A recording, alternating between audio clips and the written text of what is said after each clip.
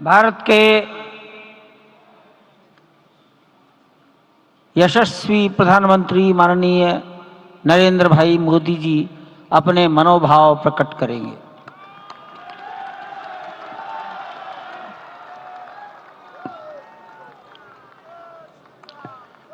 सियावर रामचंद्र की जय।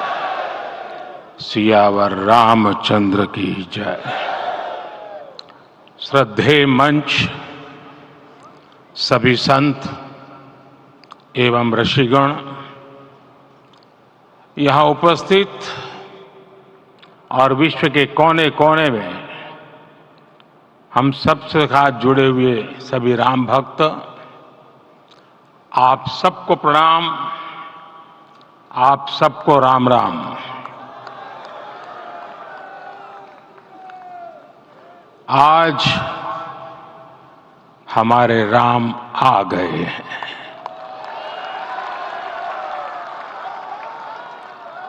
सदियों की प्रतीक्षा के बाद हमारे राम आ गए हैं। सदियों का अभूतपूर्व धैर्य, अनगिनत बलिदान, त्याग और तपस्या के बाद हमारे प्रभु राम आ गए हैं। इस शुभ घड़ी की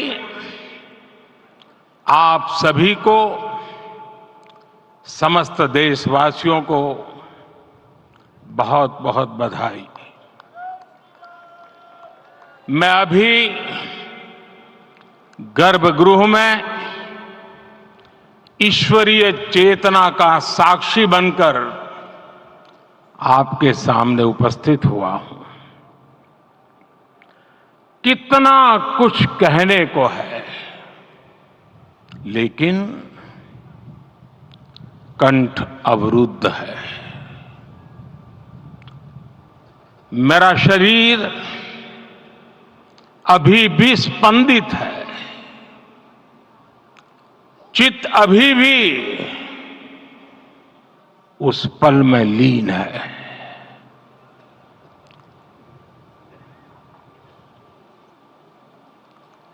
हमारे रामलला अब टेंट में नहीं रहेंगे।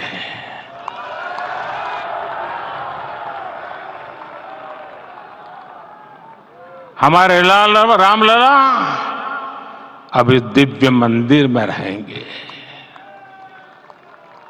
मेरा पक्का विश्वास है, अपार श्रद्धा है कि जो घटित हुआ है, इसकी अनुभूति देश के, विश्व के कोने कोने में राम भक्तों को हो रही होगी।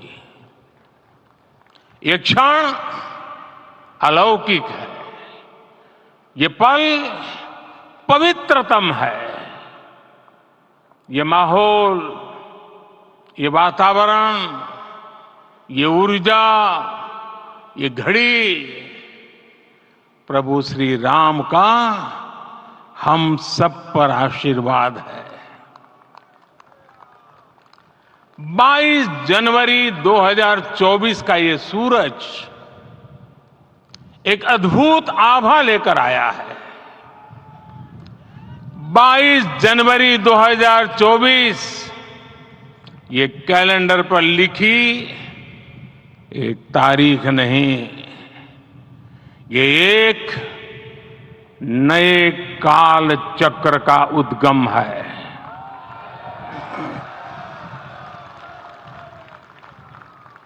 राम मंदिर के भूमि पूजन के बाद से प्रतिदिन पूरे देश में उमंग और उत्साह बढ़ता ही जा रहा था। निर्माण कार्य देख देशवासियों में हर दिन एक नया विश्वास पैदा हो रहा था। आज हमें सदियों के उस धैर्य की धरोहर मिली है। आज हमें श्री राम का मंदिर मिला है। गुलामी की मानसिकता को तोड़कर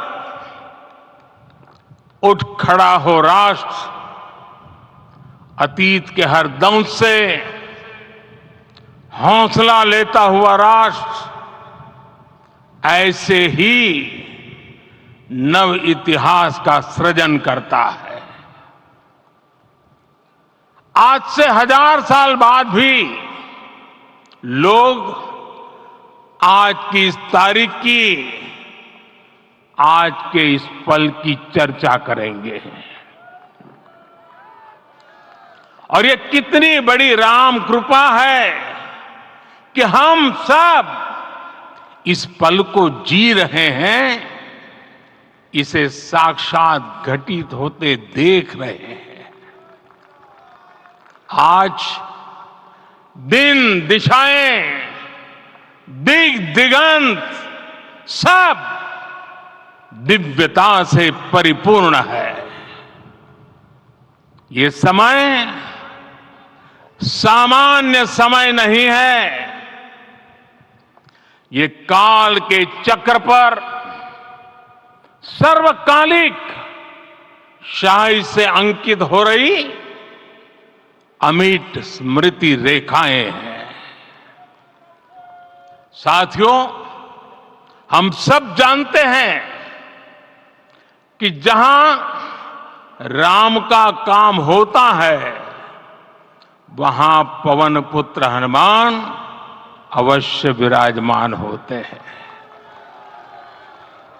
इसलिए मैं राम भक्त हनुमान और हनुमान गढ़ी को भी प्रणाम करता हूं। मैं माता जानकी, लक्ष्मण जी, भरत, शत्रुघ्न सबको नमन करता हूं। मैं पावन अयोध्यापुरी और पावन सरयू को भी प्रणाम करता हूं। मैं इस पल दैवीय अनुभव कर रहा हूं कि जिनके आशीर्वाद से ये महान कार्य पूरा हुआ है। वे दिव्य आत्माएं, वे दैवीय विभूतियां भी इस समय हमारे आसपास उपस्थित है। मैं इनसे भी दिव्य चेतनाओं को भी कृतज्ञता पूर्वक नमन करता हूं। मैं आज प्रभु श्री राम से क्षमा याचना भी करता हूं।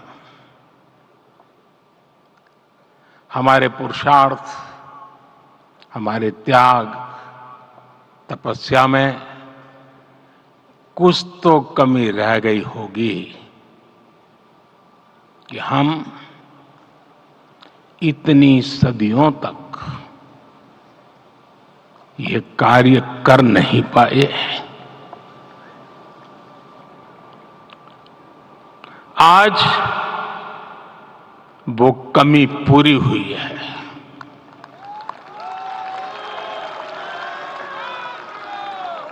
मुझे विश्वास है प्रभु राम आज हमें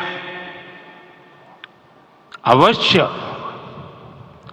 क्षमा करेंगे। मेरे प्यारे देशवासियों, त्रेता में राम आगमन पर पूज्य संत तुलसीदास जी ने लिखा है, प्रभु बिलो की हर से पुरबासी, जनित वियोग विपत्ति समनासी। अर्थात प्रभु का आगमन देकर ही सब अयोध्यावासी, समग्र देशवासी हर्ष से भर गए। लंबे वियोग से जो आपत्ति आई थी, उसका अंत हो गया। उस कालखंड में तो वो वियोग केवल 14 वर्षों का था, तब भी इतना असह्य था। इस युग में तो अयोध्या और देशवासियों ने सैकड़ों वर्षों का वियोग सहा है। हमारी कई कई पीढ़ियों ने वियोग सहा है। भारत के तो संविधान में उसकी पहली प्रति में भगवान राम विराजमान है। संविधान के अस्तित्व में आने के बाद भी दशकों तक प्रभु श्री राम के अस्तित्व को लेकर कानूनी लड़ाई चली। मैं आभार व्यक्त करूंगा भारत की न्यायपालिका का, जिसने न्याय की लाज रख ली।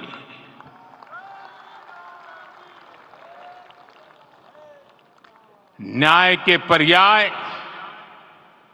प्रभु राम का मंदिर भी न्यायबद्ध तरीके से ही बना।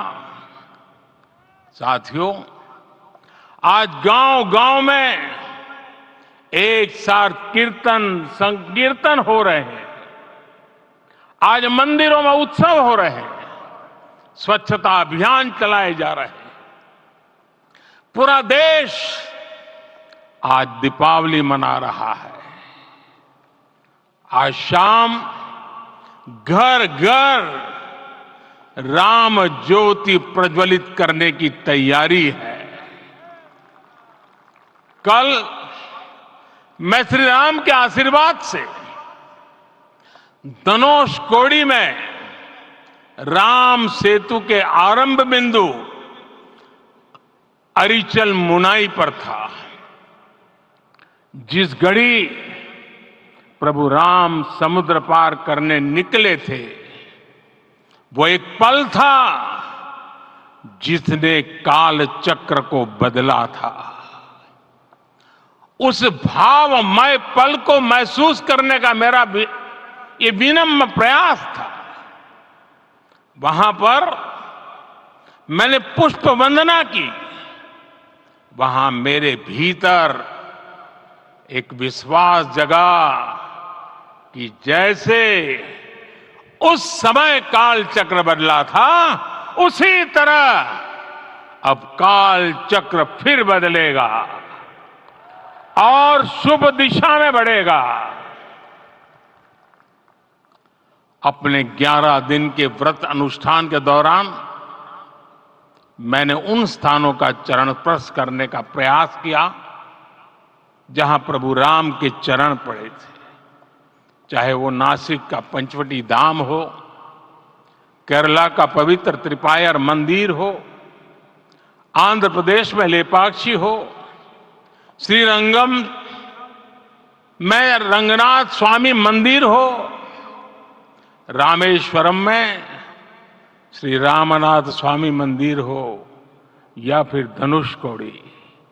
मेरा सौभाग्य है कि इसी पुनीत पवित्र भाव के साथ मुझे सागर से सरयू तक की यात्रा का अवसर मिला। सागर से सरयू तक हर जगह राम नाम का वही उत्सव भाव छाया हुआ है। प्रभु राम तो भारत की आत्मा के कण कण से जुड़े हुए हैं। राम भारतवासियों के अंतर मन में विराजे हुए हैं। हम भारत में कहीं भी किसी की अंतरात्मा को छुएंगे तो इस एकत्व की अनुभूति होगी, और यही भाव सब जगह मिलेगा। इससे उत्कृष्ट, इससे अधिक देश को समायोजित करने वाला सूत्र और क्या हो सकता है। मेरे प्यारे देशवासियों, मुझे देश के कोने कोने में अलग अलग भाषाओं में रामायण सुनने का अवसर मिला है, लेकिन विशेषकर पिछले 11 दिनों में रामायण अलग अलग भाषा में अलग राज्यों से मुझे विशेष रूप से सुनने का मौका मिला। राम को परिभाषित करते हुए ऋषियों ने कहा है, रमन्ते यस्मिन् इति रामः, अर्थात जिसमें रम जाए वही राम है। राम लोक की स्मृतियों में, पर्वत से लेकर परंपराओं में सर्वत्र समाये हुए हैं। हर युग में लोगों ने राम को जिया है। हर युग में लोगों ने अपने अपने शब्दों में अपनी अपनी तरह से राम को अभिव्यक्त किया है। और ये राम रस जीवन प्रवाह की तरह निरंतर बहता रहता है। प्राचीन काल से भारत के हर कोने के लोग राम रस का आचमन करते रहे हैं। राम कथा असीम है और रामायण भी अनंत है। राम के आदर्श, राम के मूल्य, राम की शिक्षाएं सब जगह एक समान है। प्रिय देशवासियों, आज इस ऐतिहासिक समय में देश उन व्यक्तित्वों को भी याद कर रहा है जिनके कार्य और समर्पण की वजह से आज हम ये शुभ दिन देख रहे हैं। राम के इस काम में कितने ही लोगों ने त्याग और तपस्या की पराकाष्ठा करके दिखाई है। उन अनगिनत राम भक्तों के, उन अनगिनत कार सेवकों के और उन अनगिनत संत महात्माओं के हम सब ऋणी हैं। साथियों, आज का ये अवसर उत्सवता का क्षण तो है ही, लेकिन इसके साथ ही यह क्षण भारतीय समाज की परिपक्वता के बोध का भी क्षण है। हमारे लिए ये अवसर सिर्फ विजय का नहीं, विनय का भी है। दुनिया का इतिहास साक्षी है कि कई राष्ट्र अपने ही इतिहास में उलझ जाते हैं। ऐसे देशों ने जब भी अपने इतिहास की उलझी हुई गांठों को खोलने का प्रयास किया, उन्हें सफलता पाने में बहुत कठिनाई आई, बल्कि कई बार तो पहले से ज्यादा मुश्किल परिस्थितियां बन गई। लेकिन हमारे देश ने इतिहास की इस गांठ को जिस गंभीरता और भावुकता के साथ खोला है, वो ये बताती है कि हमारा भविष्य हमारे अतीत से बहुत सुंदर होने जा रहा है। वो भी एक समय था जब कुछ लोग कहते थे कि राम मंदिर बना तो आग लग जाएगी। ऐसे लोग भारत के सामाजिक भाव की पवित्रता को नहीं जान पाए। रामलला के इस मंदिर का निर्माण भारतीय समाज के शांति, धैर्य, आपसी सद्भाव और समन्वय का भी प्रतीक है।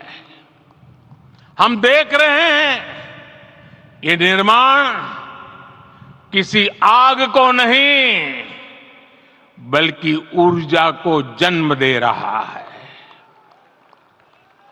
राम मंदिर समाज के हर वर्ग को एक उज्जवल भविष्य के पथ पर बढ़ने की प्रेरणा लेकर आया है। मैं आज उन लोगों से आह्वान करूंगा, आइए आप महसूस कीजिए अपनी सोच पर पुनर्विचार कीजिए। राम आग नहीं है, राम ऊर्जा है। राम विवाद नहीं, राम समाधान है। राम सिर्फ हमारे नहीं है, राम तो सबके हैं। राम वर्तमान नहीं, सिर्फ वर्तमान ही नहीं, राम अनंत काल है। साथियों, आज जिस तरह राम मंदिर प्राण प्रतिष्ठा के इस आयोजन से पूरा विश्व जुड़ा हुआ है, उसमें राम की सर्वव्यापकता के दर्शन हो रहे हैं। जैसा उत्सव भारत में है, वैसा ही अनेक देशों में है। आज अयोध्या का यह उत्सव रामायण की उन वैश्विक परंपराओं का भी उत्सव बना है। रामलला की ये प्रतिष्ठा वसुधैव कुटुंबकम के विचार की भी प्रतिष्ठा है। साथियों, आज अयोध्या में केवल श्री राम के विग्रह रूप की प्राण प्रतिष्ठा नहीं हुई है, ये श्री राम के रूप में साक्षात भारतीय संस्कृति के प्रति अटूट विश्वास की भी प्राण प्रतिष्ठा है। ये साक्षात मानवीय मूल्यों और सर्वोच्च आदर्शों की भी प्राण प्रतिष्ठा है। इन मूल्यों की, इन आदर्शों की आवश्यकता आज संपूर्ण विश्व को है। सर्वे भवन्तु सुखिनः, ये संकल्प हम सदियों से दोहराते आए हैं। आज उसी संकल्प को राम मंदिर के रूप में साक्षात आकार मिला है। ये मंदिर मात्र एक देव मंदिर नहीं है, ये भारत की दृष्टि का, भारत के दर्शन का, भारत के दिग्दर्शन का मंदिर है। ये राम के रूप में राष्ट्र चेतना का मंदिर है। राम भारत की आस्था है, राम भारत का आधार है, राम भारत का विचार है, राम भारत का विधान है, राम भारत की चेतना है, राम भारत का चिंतन है, राम भारत की प्रतिष्ठा है, राम भारत का प्रताप है, राम प्रवाह है, राम प्रभाव है, राम नेति भी है, राम नीति भी है, राम नित्यता भी है, राम निरंतरता भी है, राम विभु है, विशद है, राम व्यापक है, विश्व है, विश्वात्मा है। और इसलिए जब राम की प्रतिष्ठा होती है तो उसका प्रभाव वर्षों या शताब्दियों तक ही नहीं होता, उसका प्रभाव हजारों वर्षों के लिए होता है। महर्षि वाल्मीकि ने कहा है, राज्यम 10 सहस्त्राणि प्राप्य वर्षाणि राघव, अर्थात राम 10,000 वर्षों के लिए राज्य पर प्रतिष्ठित हुए, यानी हजारों वर्षों के लिए राम राज्य स्थापित हुआ। जब त्रेता में राम आए थे तब हजारों वर्षों के लिए राम राज्य की स्थापना हुई थी। हजारों वर्षों तक राम विश्व पथ प्रदर्शन करते रहे थे। और इसलिए मेरे प्यारे देशवासियों, आज अयोध्या भूमि हम सभी से, प्रत्येक राम भक्त से, प्रत्येक भारतीय से कुछ सवाल कर रही है। श्री राम का भव्य मंदिर तो बन गया, अब आगे क्या? सदियों का इंतजार तो खत्म हो गया, अब आगे क्या? आज के इस अवसर पर जो दैव जो दैवीय आत्माएं हमें आशीर्वाद देने के लिए उपस्थित हुई हैं, हमें देख रही हैं, उन्हें क्या हम ऐसे ही विदा करेंगे? नहीं, कदापि नहीं। आज मैं पूरे पवित्र मन से महसूस कर रहा हूं कि काल चक्र बदल रहा है। ये सुखद संयोग है कि हमारी पीढ़ी को एक कालजयी पथ के शिल्पकार के रूप में चुना गया है।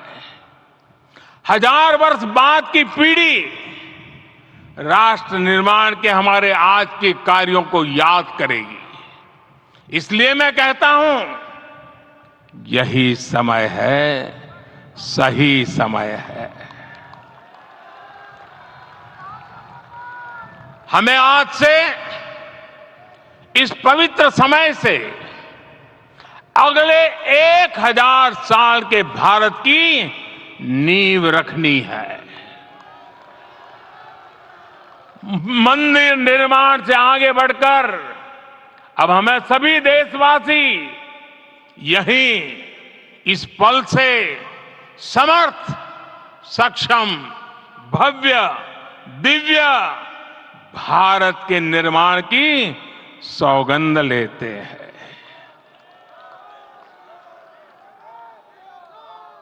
राम के विचार मानस के साथ ही जनमानस में भी हो, यही राष्ट्र निर्माण की सीढ़ी है।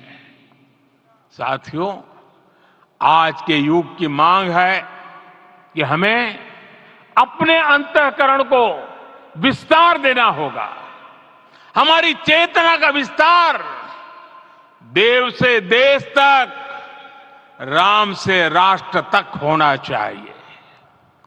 हनुमान जी की भक्ति, हनुमान जी की सेवा, हनुमान जी का समर्पण, ये ऐसे गुण हैं जिन्हें हमें बाहर नहीं खोजना पड़ता। प्रत्येक भारतीय में भक्ति, सेवा और समर्पण के भाव समर्थ, सक्षम, भव्य, दिव्य भारत का आधार बनेंगे। और यही तो है देव से देश और राम से राष्ट्र की चेतना का विस्तार। दूर सुदूर जंगल में, कुटिया में जीवन गुजारने वाली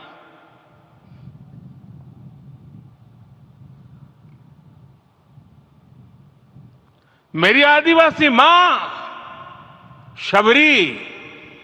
शबरी का ध्यान आते ही अप्रतिम विश्वास जागृत होता है। मां शबरी तो कब से कहती थी, राम आएंगे।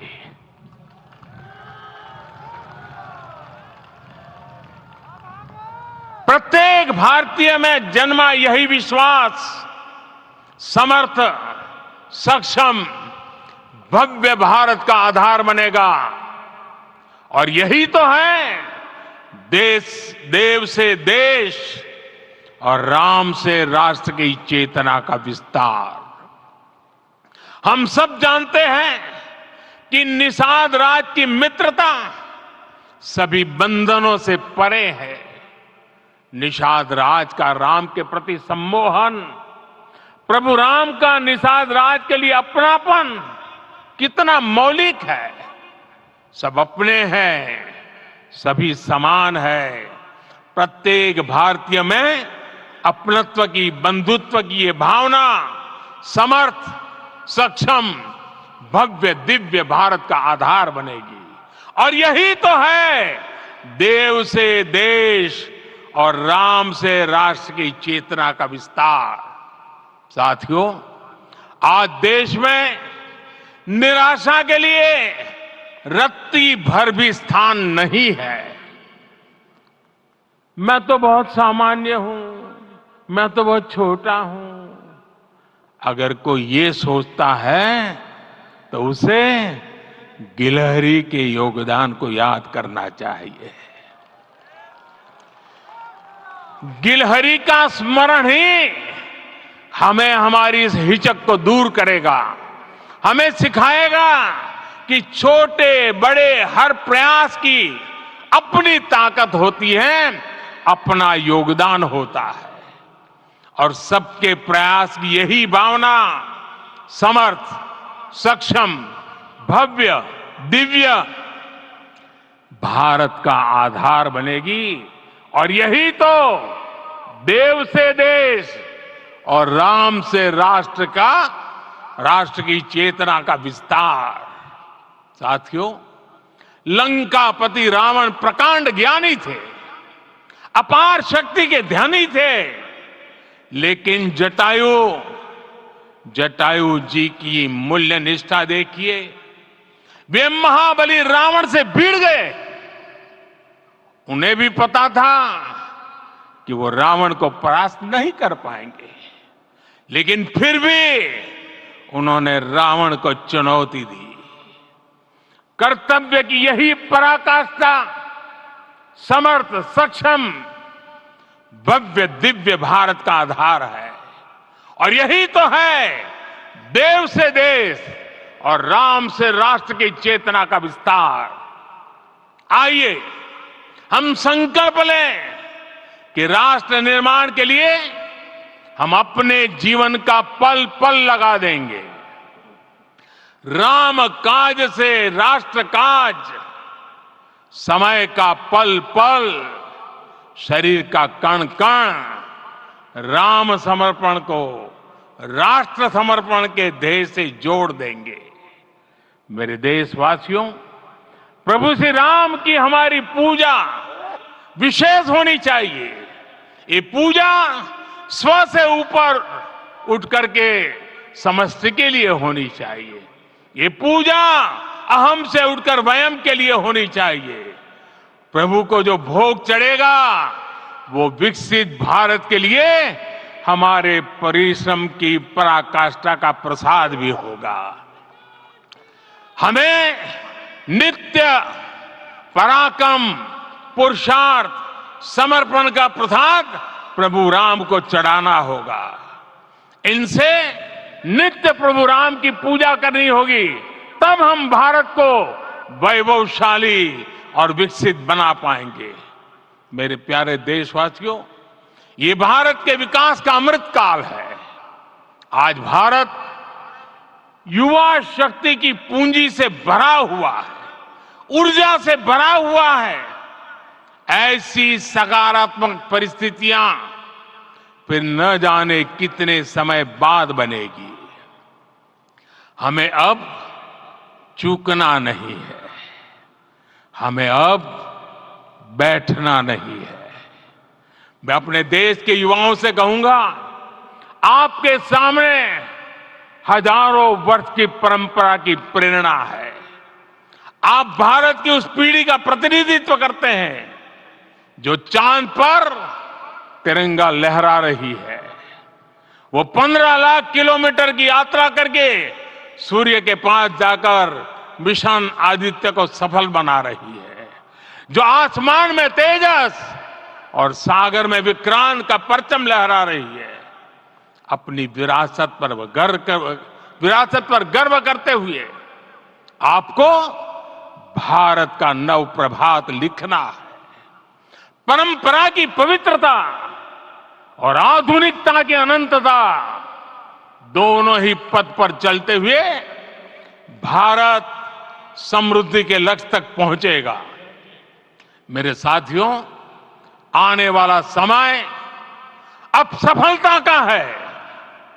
आने वाला समय अब सिद्धि का है। ये भव्य राम मंदिर साक्षी बनेगा भारत के उत्कर्ष का, भारत के उदय का। ये भव्य राम मंदिर साक्षी बनेगा भव्य भारत के अभ्युदय का, विकसित भारत का। ये मंदिर सिखाता है कि अगर लक्ष्य सत्य प्रमाणित हो, अगर लक्ष्य सामूहिकता और संगठित शक्ति से जन्मा हो, तब उस लक्ष्य को प्राप्त करना असंभव नहीं है। ये भारत का समय है और भारत अब आगे बढ़ने वाला है। शताब्दियों की प्रतीक्षा के बाद हम यहां पहुंचे हैं। हम सब ने इस युग का, इस कालखंड का इंतजार किया है। अब हम रुकेंगे नहीं, हम विकास की ऊंचाई पर जाकर ही रहेंगे। इसी भाव के साथ रामलला के चरणों में प्रणाम करते हुए आप सभी को बहुत बहुत शुभकामनाएं। सभी संतों के चरणों में मेरे प्रणाम। सियावर रामचंद्र की, सियावर रामचंद्र की, सियावर रामचंद्र की।